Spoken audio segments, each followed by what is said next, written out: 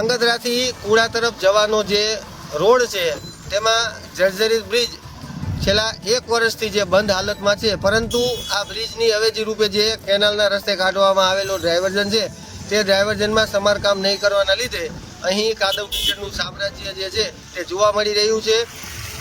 કેમેરામેનને કહીશ કે મારા પાછળના જે દ્રશ્યો છે તે દર્શાવે। ધાંગધ્રા કુડા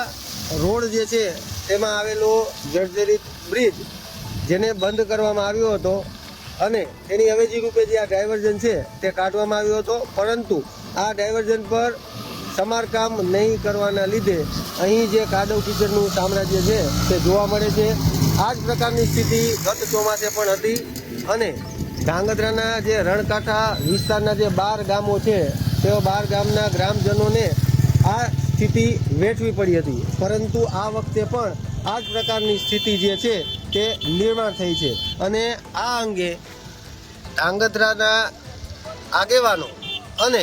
ગ્રામજનો દ્વારા અનેક વખત તંત્રને રજૂઆત કરી છે, પરંતુ તંત્રના બહેરા કાન સુધી ગ્રામજનોનો જે અવાજ છે તે પહોંચી શકતો નથી। શનિ વાઘેલા, નેટવર્ક ન્યૂઝ, ધાંગધ્રા।